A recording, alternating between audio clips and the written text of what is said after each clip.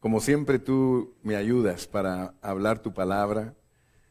Te pido que me uses como un canal de bendición para que mi hablar pueda ser edificativo, para que mi hablar pueda llegar al espíritu de mis hermanos, a sus corazones, y que sean alimentados y nutridos para poder ser fortalecidos en el hombre interior y poder salir de esta reunión, Señor, con un corazón más dispuesto, Señor, a vivir a Cristo.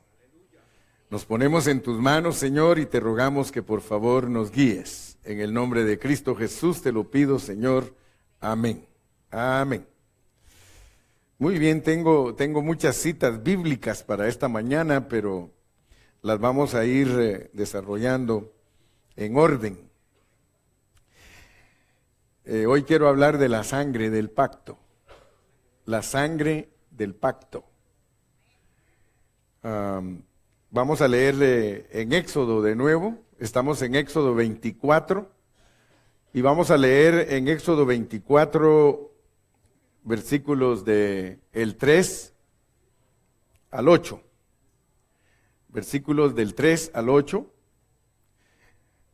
Ya saben que siempre hablamos de la palabra de Dios, la Biblia. Y Moisés vino y contó al pueblo todas las palabras de Jehová y todas las leyes, y todo el pueblo respondió a una voz y dijo: haremos todas las palabras que Jehová ha dicho. Y Moisés escribió todas las palabras de Jehová, y levantándose de mañana edificó un altar al pie del monte y 12 columnas, según las 12 tribus de Israel. Y envió jóvenes de los hijos de Israel, los cuales ofrecieron holocaustos y becerros como sacrificios de paz a Jehová. Y Moisés tomó la mitad de la sangre y la puso en tazones, y esparció la otra mitad de la sangre sobre el altar. Y tomó el libro del pacto y lo leyó a oídos del pueblo, el cual dijo: haremos todas las cosas que Jehová ha dicho y obedeceremos. Entonces Moisés tomó la sangre, la que estaba en los tazones, y roció sobre el pueblo, y dijo: he aquí la sangre del pacto que Jehová ha hecho con vosotros sobre todas estas cosas. Nosotros podemos ver en el capítulo 24 de Éxodo que Moisés subió para hablar con Dios. No todas las cosas que Moisés hacía están escritas, o sea que no podemos encontrar escrito que diga que cuando estuvo platicando con Dios, que Dios le dijo que hiciera un altar y que los jóvenes mataran becerros y que rociara sangre en el altar y que rociara al pueblo con sangre y que hiciera 12 columnas. O sea que no aparece eso escrito, pero estamos 100% seguros que al hablar con Dios, Dios le dijo que hiciera de esa manera. Ahora, yo estoy hablando de esto porque esto está en el corazón de Dios. O sea que lo que Moisés hizo estaba en el corazón de Dios. Nosotros leemos la Biblia y a veces cuando leemos el Antiguo Testamento nos da sueño. Porque nosotros como cristianos no estamos familiarizados con algunos términos de la Biblia. O sea que si algo no estamos familiarizados con ello, no nos impacta. ¿Me explico? En cambio, si leemos algo que estamos familiarizados con ello, nos impacta y decimos: wow. Pues yo quiero que ustedes sepan que muchos cristianos no están familiarizados con el término la sangre del pacto. La sangre del pacto que está ahí en ese versículo 8. Dice, y dijo, he aquí la sangre del pacto. Porque resulta que nosotros, puede ser que al leer en la Biblia, digamos, oh sí, la sangre me redime, o la sangre me limpia, pero cuando te dicen que es la sangre de tu pacto, o sea que es un pacto de sangre, amén, ¿verdad? Y entonces ya ahí a veces no comprendemos qué es lo que Dios nos quiere decir. Y resulta que vamos a leer un versículo también del Nuevo Testamento. Vamos a leer Mateo 26, 28. Mateo 26, 28. Porque resulta que la noche que Cristo fue entregado, Él dijo esto. Él dijo, porque esto es mi sangre del nuevo pacto, que por muchos es derramada para remisión de los pecados. Ahora, noten pues, porque hay un pacto en el Antiguo Testamento, en el que acabamos de leer, y tiene sangre. Y Moisés dijo, esta es la sangre del pacto que Dios está haciendo con vosotros en este momento. Eso fue allá en Éxodo 24. Pero ahora estamos en Mateo 26, donde el Señor Jesucristo dice, esto es mi sangre del nuevo pacto. Allá tenemos el viejo pacto, así le llamamos, porque este se llama nuevo. O allá se llama antiguo pacto, aquí se llama nuevo pacto. Amén. Entonces notemos que el asunto ese de echarle sangre al altar y echarle sangre al pueblo es algo que está en el corazón de Dios. Es algo que Dios quiere mostrarnos. Dicho en otras palabras, es un concepto que está en el corazón de Dios. Sin embargo, quiero decirles que ese concepto no tiene cabida en un corazón natural, en un corazón que no es espiritual. Ese concepto usted se lo puede hablar a una persona que no discierne las cosas del espíritu y ese concepto no le cabe. Amén. Ahora, el asunto es de que muchos cristianos no están familiarizados con ese concepto, ¿verdad? Porque ciertas cosas que están en la Biblia corresponden a lo que hay en nuestro corazón. Y por esa razón, cuando nosotros leemos la Biblia, automáticamente les ponemos atención porque esas cosas están en nuestro corazón. Pero en la Biblia hay otros asuntos que están bastante lejos de nuestros conceptos. Y cuando nosotros los leemos, no nos impresionan. Aleluya. Ese es el caso de la sangre del pacto. Yo estoy seguro que ustedes tienen muchos años de ser cristianos. Yo he hablado de la sangre del pacto, pero ahorita van a decir, ya se me olvidó qué es la sangre del pacto. Entonces yo les voy a recordar.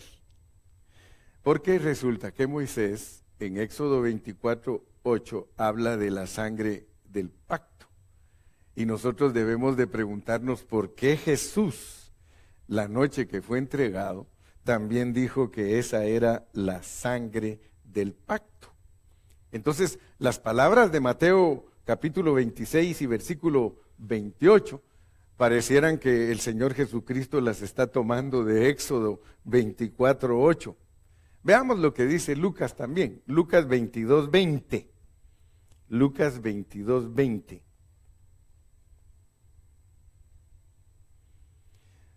Lucas 22, 20 dice, de igual manera, después que hubo cenado, tomó la copa diciendo, esta copa es el nuevo pacto en mi sangre que por vosotros es derramada. Muy bien. En las últimas semanas yo he estado hablando de que los cristianos tenemos que poner mucha atención porque nuestra Biblia contiene, si la simplificamos, contiene solo dos cosas. En el Antiguo Testamento contiene la ley, en el Nuevo Testamento contiene a Cristo.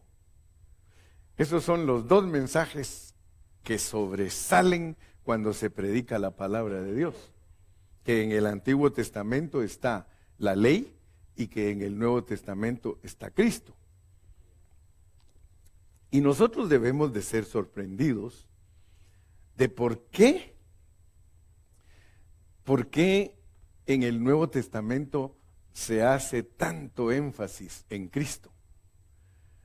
Y Dios usa a un apóstol que era judío, que era hebreo de hebreos, de la tribu de Benjamín, fariseo de fariseos, celoso de la ley, y que lo tuvo que botar del caballo para que él nos explicara. Si a él nunca lo botan del caballo, nosotros no tendríamos explicación de cómo trabaja para nosotros la ley.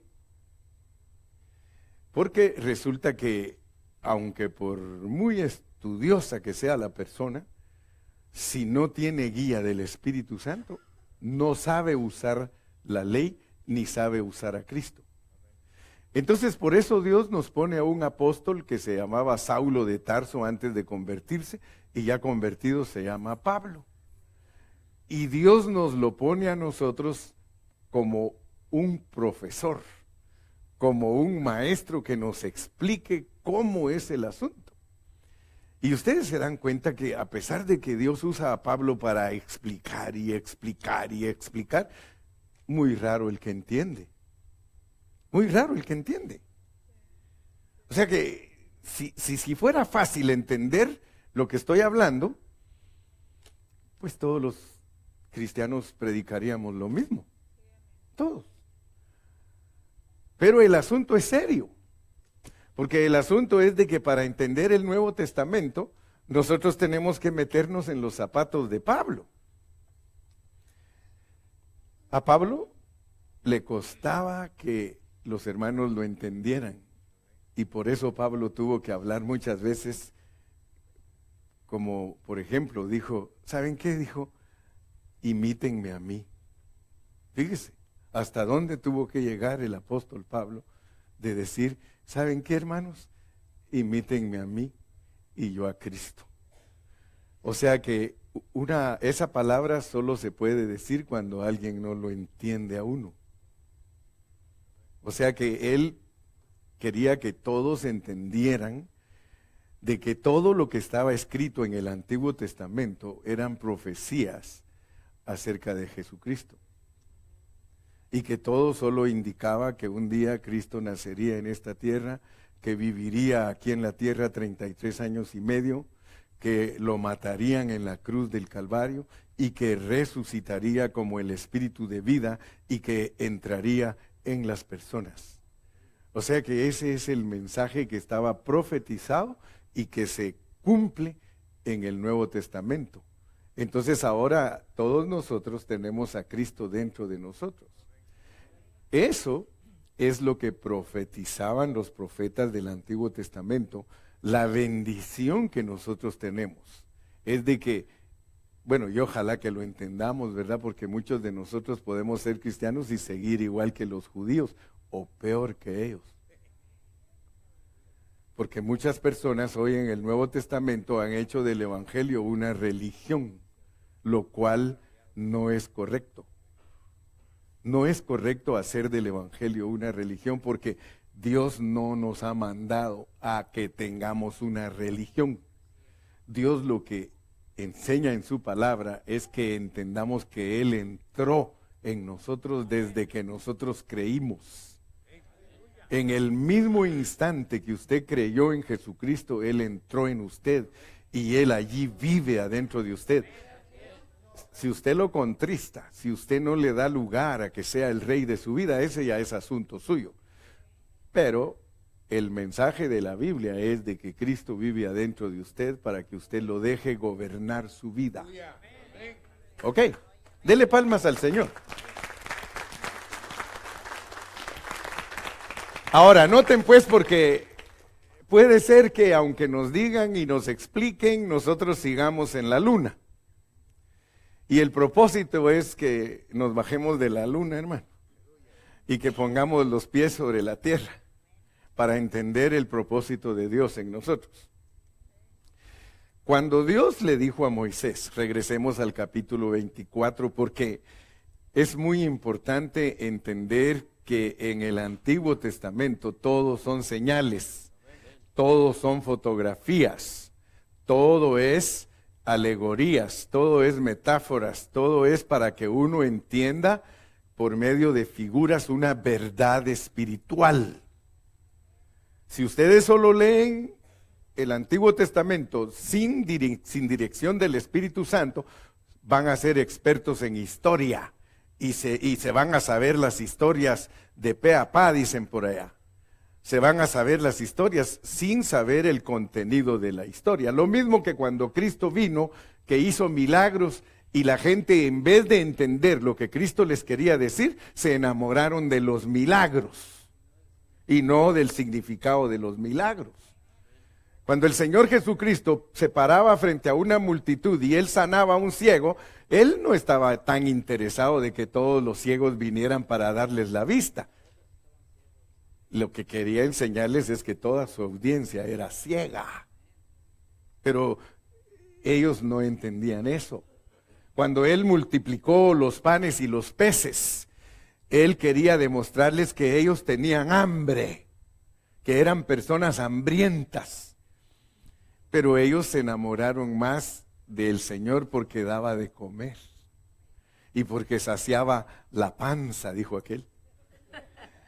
Ellos no se enamoraron de lo que Él quería enseñarles a través de ese milagro, que Él era el verdadero alimento, porque lo hizo bajo el contexto de que Él era el pan de vida.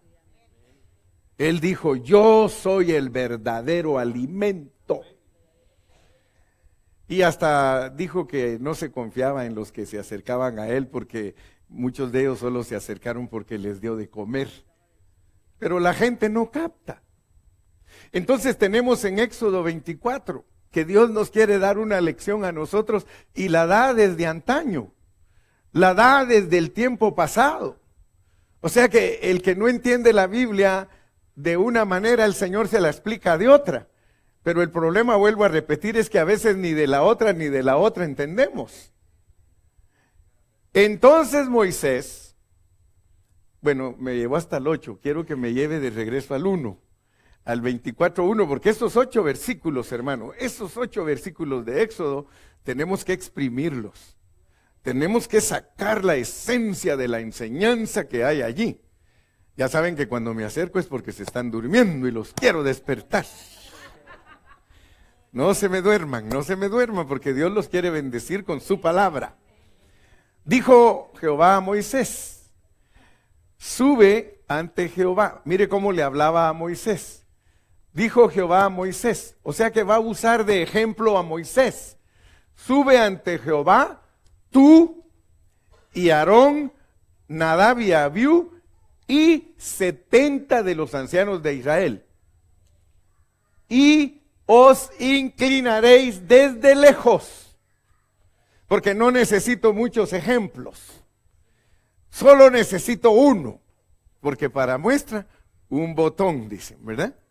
Entonces él dice, suban, dile a Aarón, que es tu compañero, dile a Nadab y Abiú, que son los hijos de Aarón, que son sacerdotes, un poco carnales, o mucho dijo, pero son sacerdotes, y 70 de los ancianos, que a veces también son igual que Nadab y Abiú, dice, y diles que se inclinen, pero desde lejos. Desde lejos. Verso 2. Pero, y dijo Dios, pero Moisés solito, solo Moisés se va a acercar a mí. Y ellos no se acerquen, ni suba el pueblo con ellos. Porque yo quiero demostrar algo a través de Moisés. Moisés es mi representante. Amén. Y quiero usarlo para que ustedes capten una enseñanza gloriosa. Ahí pues solo explicó en el verso 1 y 2 que solo Moisés podía subir a oírlo a él y podía hablar con él cara a cara. Solo Moisés. Entonces viene Moisés y en el versículo 3 baja, ya habló con Dios y todo, y se viene con el pueblo y les dice todas las palabras de Jehová. Noten que antes de que se llamen mandamientos, se llaman palabras, son palabras, son palabras. O sea que Dios quiere que usted entienda eso. Antes de que usted diga mandamiento, Él dice, son mis palabras. Dicho en otras palabras, que valga la redundancia, mis mandamientos son mi palabra. Y todas las leyes y todo el pueblo respondió a una. Fíjense, y esto lo estamos recalcando por una razón, porque esta es una fotografía de la intención de Dios que no fue entendida por el pueblo. La intención de Dios al dar sus mandamientos era que ellos supieran quién era Dios. Pero ellos lo toman de otra manera, mire cómo lo toma uno pues, mire cómo lo toma, usted puede ser que lo tome igual también. Y todo el pueblo respondió a una voz y dijo, haremos todas las palabras que Jehová ha dicho. Ese es el orgullo del hombre. Ese es el orgullo natural de nosotros. Por eso les dije el viernes, si a ustedes los impacta un mensaje que dijo el hermano Carrillo, no digan, de hoy en adelante voy a cambiar, porque eso proviene de su ser natural. Cada vez que tú oyes un mensaje y que le dices a Dios que ahora vas a cambiar, eso viene de tu ser natural. Así actuó el pueblo de Israel. En cuanto ellos oyeron las leyes y que Dios pidió esto y esto, haremos todo lo que... Mire, qué tremendo, porque nadie puede guardar la ley. La Biblia lo dice. Si no, se estuviera contradiciendo Dios. Por eso les dije, si ustedes todavía inconscientemente cargan dentro de su mente y su corazón que Dios les da los mensajes para que ustedes los guarden, ustedes están en su mente natural. Y se van a asustar. ¿Por qué les digo que en su mente natural? Porque la lección es otra. Hermano Carrillo, y les va a pasar lo del mesiánico. Ese mesiánico ha estado hablándome y hablando. Hoy me dijo algo que me dejó así, porque dijo, están bonitos los mensajes, fíjese usted, me dijo. O sea que le dije, ¿sabes qué, hermano? Sigue oyendo para que Dios te abra tu entendimiento.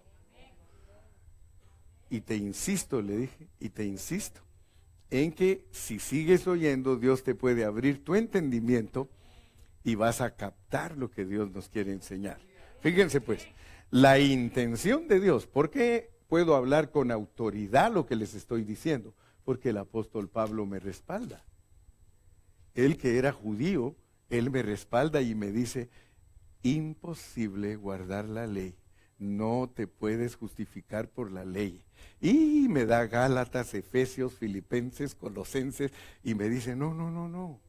No era esa la intención de Dios cuando Dios le dio la ley al pueblo. Tampoco es la intención de Dios que al oír ustedes mensajes, ustedes digan que lo van a hacer. Esa no es la intención de Dios. La intención de Dios es más profunda. Es escribir en tu corazón las leyes y los mandamientos para que no se vuelva algo externo. Cuando tú respondes a algo externo, es tu mente natural. Tú debes responder a lo interno que hay en ti, a la guianza de Cristo. Dios no está esperando que tú guardes los mandamientos en tu ser natural, porque eso lo que hace eso es carnal. Pablo le dijo a los Gálatas, carnales, le dijo, ¿Por qué ustedes empezaron en el Espíritu creyendo que Cristo lo puede hacer todo en ustedes? Y ahora ustedes quieren ir a la ley otra vez para justificarse por medio de las obras propias. Guardar mandamientos, querer cumplir con el mensaje de Dios en la carne, eso es buscar su propia justicia. Aunque no me digas amén. Aunque no me digas amén. Porque puede ser que al final del mensaje te diga, ¿sabes qué? Mejor imítame a mí y yo a Cristo. Dios usa estas fotografías para que nosotros estemos bien ubicados. Bien ubicados. Mire, verso 4. Y Moisés escribió todas las palabras de Jehová y levantándose de mañana. Miren lo que él hizo. Hagan caso y cuenta que el Señor Jesucristo está platicando con nosotros y Él se pone a hacer cosas para que nosotros entendamos lo que Él nos quiere decir. Dios usa a Moisés para que el pueblo entienda lo que les está diciendo. Cuando les da la ley, cuando Él se las lee, que se llama decretar. Cuando leen la ley en el Congreso ya queda decretada. Por eso se llaman decretos de ley. Cuando lo leen ahí en el Capitolio, ya esa ley fue aprobada, la leen y todo el mundo debe de conocerla y les dan un tiempo para que la empiecen a ejercer las autoridades para, ya saben qué, va a obtener dinero, porque las leyes son para agarrar feria. ¿Ok? Entonces, Dios hace la feria con la ley. ¿Por qué hace la feria? Si usted me entiende lo que estoy hablando, con su ley nos hace pedazos a todos. Nos deja desarmados a todos. No las cumplimos, no podemos. Entonces, Moisés lo usa Dios y le lee las palabras y se levantó muy de mañana y edificó un altar.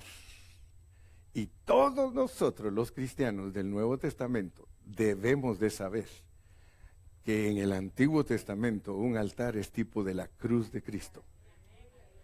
Y cualquier sacrificio que se ponga en ese altar es tipo de Cristo. Sea ofrenda de paz, sea holocausto, sea ofrenda de comida, sea ofrenda por las transgresiones, sea ofrenda por el pecado. Por eso hay diferentes clases de animalitos, porque son aspectos de Cristo para que nosotros seamos bendecidos en la cruz. O sea que esa cruz es todo inclusiva. ¿Por qué? Porque ahí Cristo murió, hermano, para solucionar todos los problemas del universo. ¿Cuántos dicen amén? Gloria a Dios. Entonces, Él edifica un altar al pie del monte. Está diciendo, si usted me permite pensar en voz alta, si usted me permite explicarle lo que las figuras de la Biblia a gritos nos enseñan, está diciendo que la palabra de Dios, que es los mandamientos, que es la ley, solamente se pueden oír y cumplir a través de una cruz. Con sacrificio. Por eso en los otros versículos nos va a poner que los jóvenes mataron holocaustos y él agarró la sangre, la mitad de la sangre la puso en tazones y la otra mitad la derramó en el altar, porque la sangre de Cristo derramada en la cruz sirve para algo y la sangre de Cristo rociada en nosotros sirve para otra cosa. ¿Ok? Pero la sangre no solamente es derramada en la cruz, sino que también nosotros estamos cubiertos con la sangre de Cristo. Dele palmas a Cristo.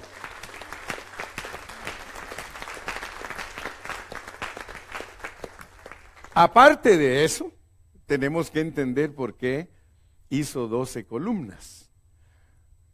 Les dije que el tiempo a veces está en contra de nosotros porque no podemos en una hora dar todas las explicaciones, pero yo trato de cubrir lo más que puedo para hacerme entender. Las columnas en la Biblia, así como le dije que el altar tipifica la cruz, cada vez que usted lea columnas en el Antiguo Testamento, significan testimonio. Otro día pues le voy a enseñar del testimonio y vamos a aplicar bien las columnas y usted va a entender que las columnas en la Biblia significan testimonio. Si nosotros oímos los mensajes, oímos la palabra de Dios y sabemos que de la única manera, porque esas palabras vienen del corazón de Dios, y Moisés subía y platicaba con él, las palabras de Dios tienen que ver con su presencia. O sea que nosotros tenemos que entrar a la presencia de Dios para oír su voz. Entonces Moisés, que era el representante de Dios y que es tipo de Cristo y que es tipo de los creyentes que pueden hablar con Dios, pero que están conscientes que para hablar con Él hay que tener altar. O sea que no se puede hablar con Dios si no hay cruz de por medio. La cruz es la que nos abrió el camino para poder ir a hablar con Él. Gloria a Dios. Entonces, las columnas significan que la ley de Dios a través de la cruz en nosotros produce un testimonio en nosotros. Por eso es de que Moisés al subir y hablar con Dios, bajaba con el rostro brillante, porque se hacía uno con Dios. En la presencia de Él adquiría la gloria de Dios. Miren para qué es la ley, pues. Porque muchos no entienden para qué es la ley, pero tampoco entienden para qué son los mensajes. Los mensajes no son para que tú contestes inmediatamente, pero casi todos los hermanos son religiosos. Se les predica un mensaje de aquellos, como dice el hermano Montalvo, mensajotes. Y rápido se empiezan a decir, ay, yo tengo que cambiar de vida. Es que el hermano Carrillo dijo tal cosa y yo tengo que cambiar de vida. Tú tienes que saber que esa reacción es una reacción natural. Cuando oigas un mensaje, un mensajote que te tocó tu corazón y que te está diciendo que cambies de vida, inmediatamente dile, Señor, perdóname porque yo no puedo vivir ese mensaje. Y entonces Dios te va a bendecir. Porque entonces vas a empezar a echarle manos a los versículos que dicen todo lo puedo en Cristo que me fortalece. No vas a actuar con orgullo y vanidad, porque hay orgullo y vanidad espiritual. Oh, I can do it. Oh, piece of cake. Yes, mire, les habló Dios. After God spoke to them, they say, oh Lord, we will do it, we will obey. Usted lee toda la Biblia y dice la Biblia que eran rebeldes, contumaces y nunca vivieron lo que Dios les mandó. ¿Qué le parece? Entonces quiere decir que Dios nos quiere enseñar algo. Sí, nos quiere enseñar que somos nosotros con una actitud orgullosa, creyendo que nosotros podemos. Entonces la actitud de nosotros ante la ley de Dios, si en caso fuéramos judíos, sería, Señor, ¿cómo quieres tú que nosotros guardemos tus mandamientos si eso pertenece a una vida celestial y he aquí un chango delante de tu presencia? Oh, cuando usted reconoce lo que usted es, hermano, porque ese es el propósito de la ley. El propósito de los mensajes es que usted reconozca quién es usted. Y que usted diga, Señor, ya me di cuenta lo que soy. Yo soy una carnita haciendo bistec, haciendo lomito, haciendo filet mignon. Señor, todo lo que tú quieras hacer de esta carnita es solamente cosas que llenan el apetito. ¿Cuántos estamos captando? Por eso es que la vida cristiana no cualquiera la puede vivir, porque está tomando el cuchillo de la hoja en vez de tomarlo del mango.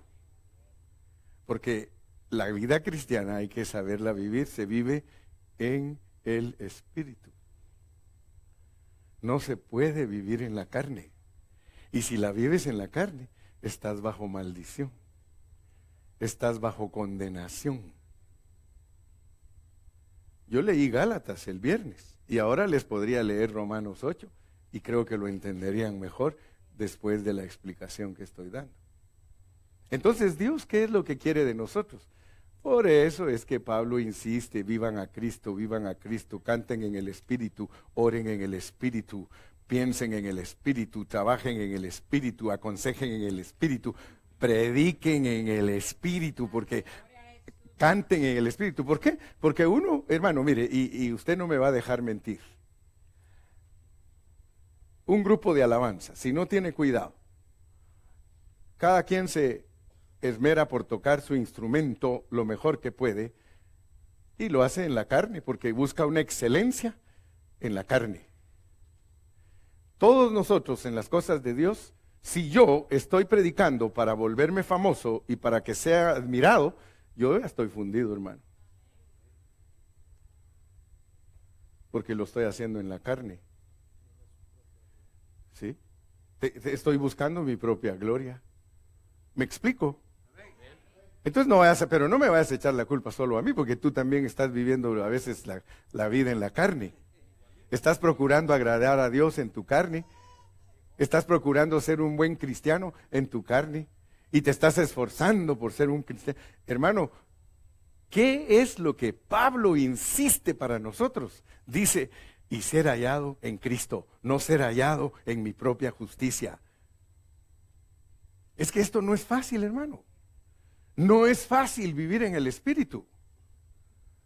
Casi todos nosotros nos levantamos y si gloria a Dios, nos paramos con el pie derecho, dicen algunos. Hoy me levanté con el pie derecho, dice, porque oré antes de irme al trabajo. O sea que si no oró, se levantó con el pie izquierdo.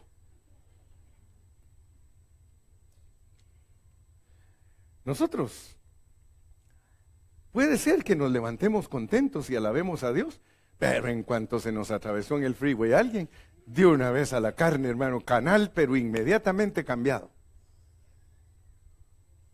Hay quienes de nosotros que se nos olvida que el hermano Carrillo nos predicó y que nos dio un mensajote y que en cuanto salimos y alguien se nos atraviesa, hasta el dedo, ay Señor Jesús. Yo no sé si, pero yo he visto cristianos así que sacan el dedo. No, gracias a Dios que ustedes no. Por lo menos ya puedo decir que les estoy predicando a los espirituales. Ayer mandé un pensamiento y yo les dije a los hermanos allí, les digo, miren hermanos, no se engañen, hermano, no nos podemos engañar a sí mismos. Así como no se puede cumplir la ley, tampoco se pueden cumplir los mensajes. Le digo, no me diga usted, querido hermano, le digo, que usted cumple Efesios 5:22 y que usted, querida hermanita, cumple Efesios 5:25. Maridos, amad a vuestras mujeres. ¿Qué marido ama a su mujer genuinamente? Nadie. Ningún marido ama a su esposa genuinamente. Es hasta que la ama a través de Cristo.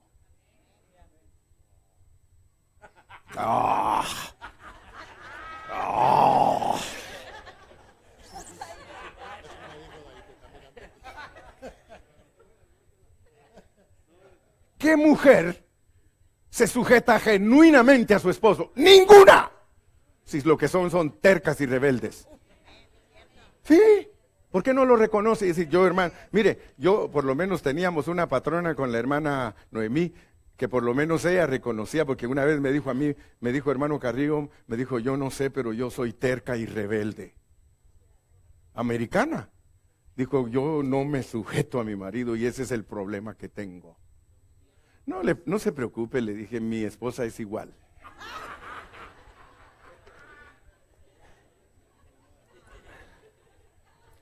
Hermano, ¿qué mujer se sujeta a su marido? No, eso es mentira. Es mentira.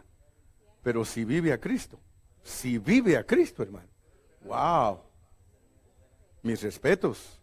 Una mujer que vive a Cristo, Él la ayuda, Él vive por ella. Ya no vivo yo, vive Cristo en mí. Es hasta que un hombre y una mujer viven a Cristo que realmente pueden amar y sujetarse. Así que ni siquiera los mensajes del Nuevo Testamento se pueden cumplir si no es a través de Cristo. ¿Y cuántos saben ustedes que esto que estoy hablando es una cosa pequeña que hace la gran diferencia?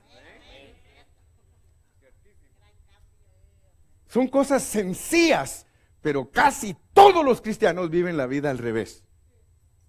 Y cuando oyen una palabra de esta, ¿será cierto? ¿Será cierto esto que el pastor está hablando? Porque inconscientemente creen que la ley y los mensajes son para guardarlos y cumplirlos.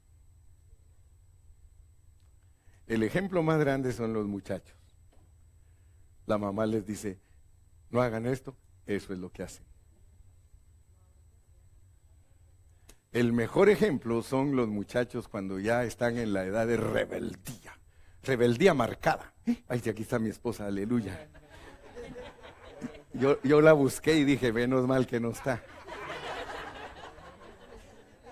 No, ella sabe lo que estoy predicando porque yo hablé de mí también.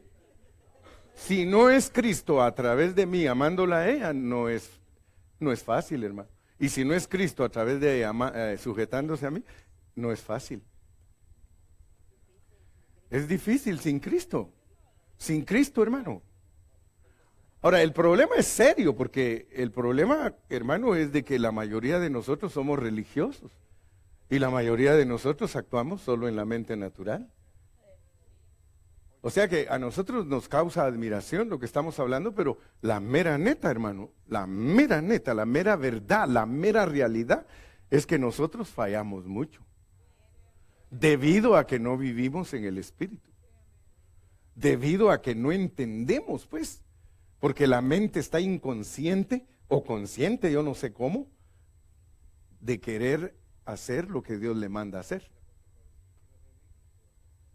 Sí, y como dice Gilmar, ustedes leen a Pablo y dice, yo no sé qué me pasa a mí, dijo él, que siempre hago lo que no quiero hacer. Miserable de mí, él reconoció.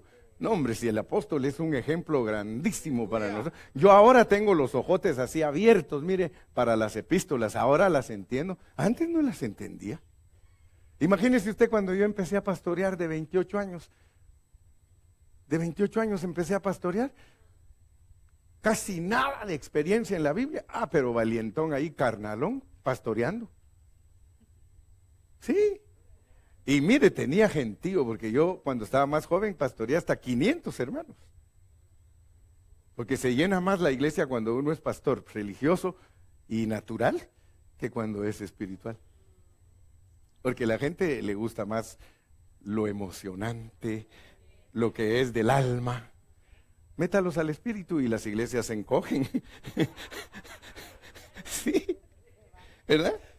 Métalos a los hermanos al espíritu y la iglesia se encoge, hermano. Se hace chiquití, chiquití. Pero tráigales grupos de música, tráigales mariachis, tráigales todo lo que atrae. Se llenan los auditorios, hermano. Oh, no, si le traigo banda al Ramón, híjole, con más ganas, ¿no? Entonces notemos pues que la verdad de Dios está escondida. Y está escondida en las escrituras del Antiguo Testamento y está escondida en las escrituras del Nuevo Testamento. ¿Sí? Y mire cómo, yo les puse el ejemplo el viernes, cómo piensa la mente natural. Ese hermano mesiánico. Pero es un hermano que como que Dios lo tocó ahora, porque en la mañana me mandó un texto bien bonito. Me dijo, están bien bonitos los mensajes, pastor, aunque torcidos.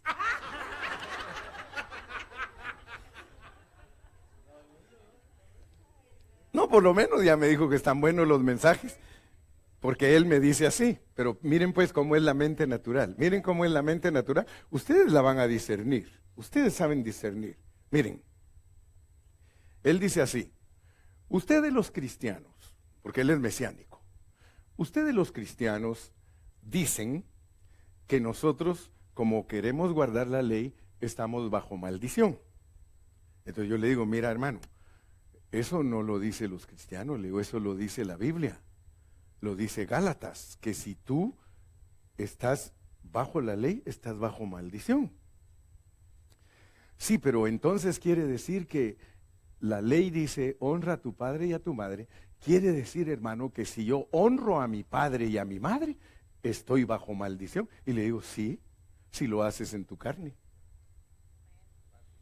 Pero si lo haces en el espíritu, wow, mis respetos para ti. Le digo, y no entiende. Y no entiende.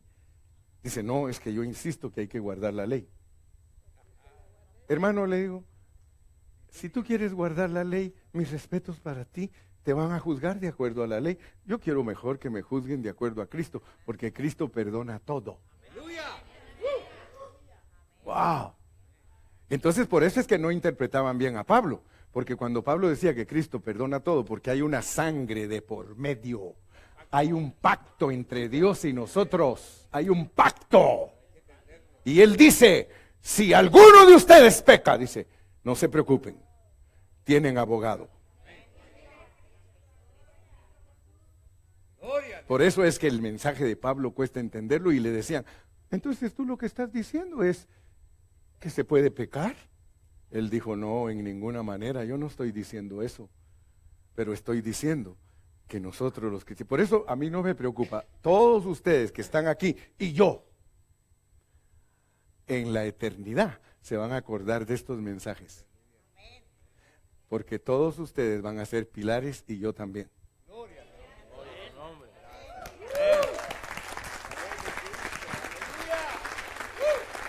Si no hubiese sangre de por medio.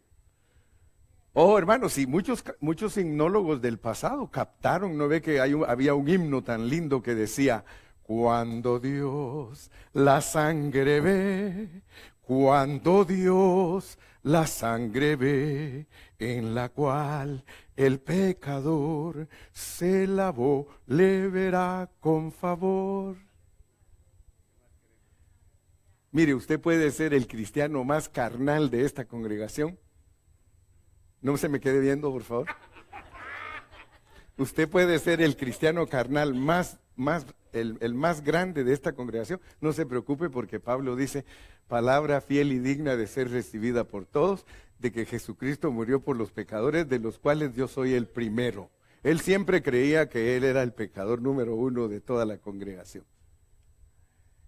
Él entendió, Pablo entendió que Dios no tiene problemas en vernos. Él cuando nos voltea a ver, mira la sangre.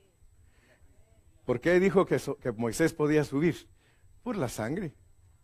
Él vio, le dijo, Moisés, ya se te olvidó que te dije que hay sangre de por medio. Por eso puedes entrar a mi presencia. Por eso te puedes recostar en mí, que soy llama de fuego. Y cuando te recuestas en mí, al ratito de estar recostado en mí, que soy llama de fuego, el rostro se empieza a volver llama. Y por eso él bajaba, y no era de apellido Llamas él, pero él bajaba, hermano, radiante, brillante, glorioso, porque había un altar y una sangre de por medio. Si ustedes leen, toda la palabra de Dios respecto al tabernáculo, que más adelante vamos a entrar a eso.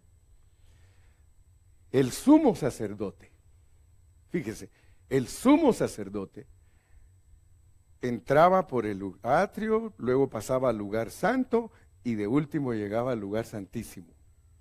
Y en el lugar santísimo, ustedes lo pueden leer en Hebreos, había un propiciatorio que cubría el arca. Y ese propiciatorio que cubría el arca, el sacerdote tenía que llegar hasta el lugar santísimo y echarle sangre. ¿Por qué? Si no, él se moría allá adentro. ¿Por qué? Porque lo mataba la ley. Ahí adentro estaban las 2 tablas de la ley. Ahí estaba la vara de Aarón y ahí estaba el maná escondido. Pero miren pues, miren lo que es entrar a la presencia de Dios, es por medio de la sangre. O sea que ahora vas a entender que el nuevo pacto también tiene sangre. porque en figura estaba ya ilustrado que el verdadero pacto, que es el nuevo, es que Dios quiere que el hombre entre a su presencia. Es más, lo quiere meter a Él mismo. A nosotros nos mete a Dios mismo, pero para entrar a Dios mismo, nosotros necesitamos la sangre. Y es por medio de la sangre que nosotros no somos consumidos. Si el sumo sacerdote entraba sin sangre al lugar santísimo, Dios lo mataba. Y es más, ninguno lo podía acompañar porque él solo necesita una muestra. Y Moisés escribió todas las palabras de Jehová y levantándose de mañana edificó un altar al pie del monte y 12 columnas según las 12 tribus de Israel. Verso 5. Y envió jóvenes de los hijos de Israel, los cuales ofrecieron holocaustos y becerros como sacrificios de paz a Jehová.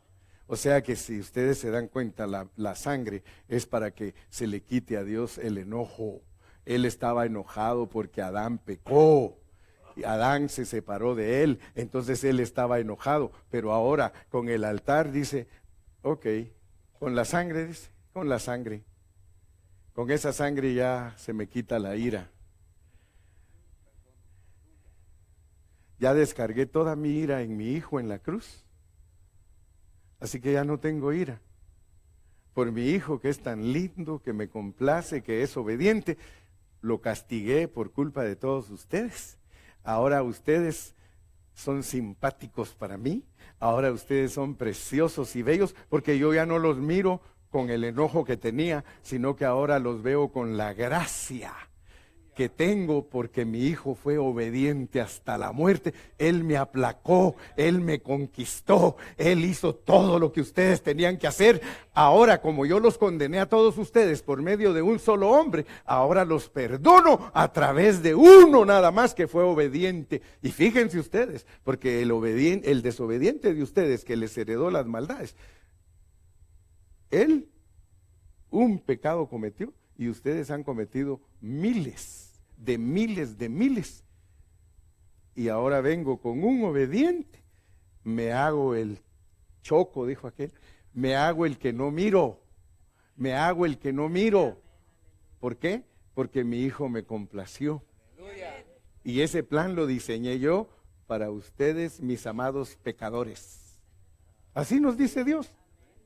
Dice, I love you. Porque de tal manera amó Dios al mundo, su enemigo.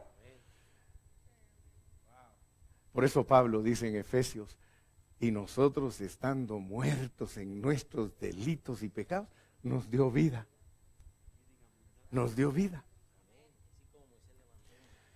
Y envió jóvenes de los hijos de Israel, los cuales ofrecieron holocaustos y becerros como sacrificios de paz a Jehová.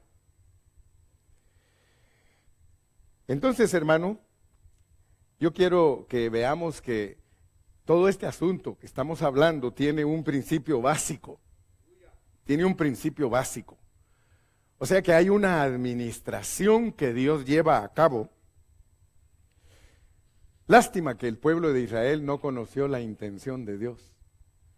Porque la intención de Dios era que ellos entendieran que para poderse acercar a Él, tenían que hacerlo a través de un altar. Un altar con sacrificios, pero que eso significaba que ellos eran la ofrenda. Porque no solo Cristo es la ofrenda. Cristo es la cabeza. Y ahora todos nosotros, al hacernos uno con Cristo, veamos lo que dice Romanos, pues. Romanos 12, 1 y 2. Así que, hermanos, os ruego por las misericordias de Dios, que presentéis vuestros cuerpos en sacrificio vivo, santo, agradable a Dios, que es vuestro culto racional. No os conforméis a este siglo, sino transformaos por medio de la renovación de vuestro entendimiento, para que comprobéis cuál sea la buena voluntad de Dios, agradable y perfecta. Ahora, la ofrenda eres tú. Ahora ese altar, que es la cruz, ¿acaso no te dice el Señor, ¿quieres venir en pos de mí? Niégate a ti mismo, porque la cruz es para que uno sea terminado. Y después de ser terminado, reemplazado. Cristo primero te va a acabar y cuando ya te acabe, te reemplaza. Por eso es que despacito Él va creciendo en ti. Despacito va creciendo en ti hasta que uno de estos días totalmente está formado en ti. Pablo dijo que en determinado momento, si tú lees en Colosenses, dice, todavía no lo he logrado. Pero de repente apareció y les dijo, ¿saben qué, hermanos? Ya lo logré. Al fin se formó Cristo totalmente en mí. Así que ahora ya acabé la carrera y me puedo largar de aquí.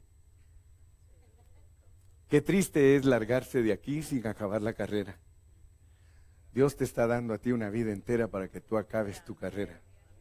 Amén. Entonces hay un principio básico, hay una administración que Dios quiere llevar a cabo a través de ti, mi hermano, a través de ti, mi hermana. Y quiero decirte que cuando Dios le dio a Moisés la ley, Moisés la decretó y la decretó de acuerdo a la administración divina. Ponme atención y te lo voy a explicar. ¿Por qué digo las cosas? Porque mi hablar no es hablar por hablar. Cuando yo te digo que hay un principio básico y que hay una administración divina que Dios está llevando a cabo, es que Él se la reveló a Moisés, que es que tú no tienes acceso a Él si no es a través de la cruz y a través de los sacrificios para que vengas a ser el testimonio de Dios. Por eso es que Moisés subía, bajaba con el rostro brillante y él se volvía la expresión de Dios. Él no venía con una aureola. La aureola es de la religión, hermano. En la religión a los santos les ponen una aureola afuera. No les ponen brillando el rostro, porque la religión es exterior. Pero a Moisés le brillaba el rostro porque lo que tenía adentro salía. El propósito de Dios al darte la ley y los mensajes es para que salga la gloria que está en ese vaso de barro, que se pueda ver, que no solo lo cantes de gloria en gloria te veo, sino que de gloria en gloria vayas tú. Que cuando alguien se acerca, tu marido, querida hermana terca y rebelde, que tu marido empiece a ver, no se enojen conmigo las hermanitas, por favor. Así me gusta a mí, como la hermana que del hermano, que no hay tacos. Ya no sé ni qué iba a decir. Porque después se pelean conmigo.